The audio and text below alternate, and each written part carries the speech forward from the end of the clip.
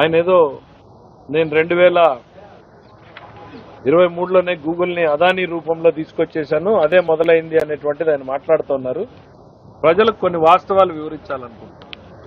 ఆయన కన్ఫ్యూజ్ అవుతున్నాడు. Adani data centre వేరు, గూగుల్ డేటా సెంటర్ వేరు. ఆయన అదానీ డేటా సెంటర్కి నేను 2023లో జీవో ఇచ్చాను, అదే ఇప్పుడు రూపాంతరం చెందింది, వాళ్ళు కూడా ట్వీట్ చేశారు అని చెప్తున్నారు.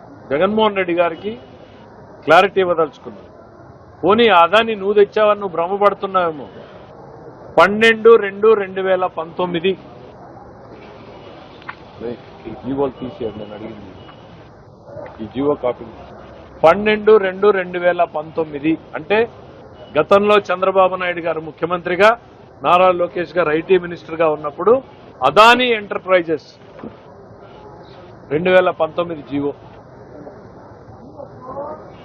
ఆ రోజున అదానీ ఎంటర్ప్రైజెస్ ని మొట్టమొదటిసారి విశాఖపట్నానికి ల్యాండ్ అలకేట్ చేస్తూ 89 ఎకరాలు ఒక దగ్గర, 300 ఎకరాలు ఒక దగ్గర, 100 ఎకరాలు ఒక దగ్గర వాళ్ళకి అలాట్ చేయడం జరిగింది. ఆ తరువాత 2021లో మీరు వచ్చారు. వచ్చిన తర్వాత ఏం చేశారు? దాన్ని పడుకోబెట్టారు, ఏమీ చేయలేదు. మొత్తం మీరు ఇచ్చింది తర్వాత ఏం చేశారంటే 30 మెగావాట్ల ప్రాజెక్ట్ అన్నారు. ఇదిగో జీవోలు, మీరు ఇచ్చినటువంటి జీవోలు. ఆ తర్వాత దాన్ని మోడిఫై చేసి ఒక 3 జీవోలు ఇచ్చారు. ఏం చేశారు? దాన్ని వాక్ టు వర్క్ అని రెసిడెన్షియల్ బిల్డింగ్లు, ఇళ్లు కట్టుకోవచ్చు అన్నారు, రిక్రియేషనల్ సెంటర్స్ కట్టుకోవచ్చు అన్నారు, ఓ రియల్ ఎస్టేట్ ఫెసిలిటీ క్రియేట్ చేశారు. పోనీ ఏమైనా అద్భుతాలు చేశారా అంటే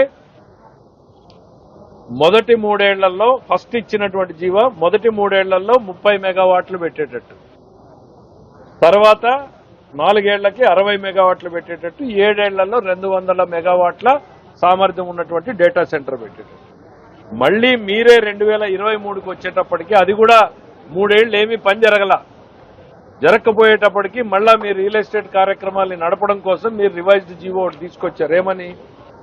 ఫేజ్ 1 ఫస్ట్ 3 ఇయర్స్ లో only 10 megawatts 10 megawatts capacity Hyderabad లో ఇప్పటికి 10-15 ఉన్నాయి, సందుకోటి ఉన్నాయి. ఆడ 10 మెగావాట్స్ కెపాసిటీ.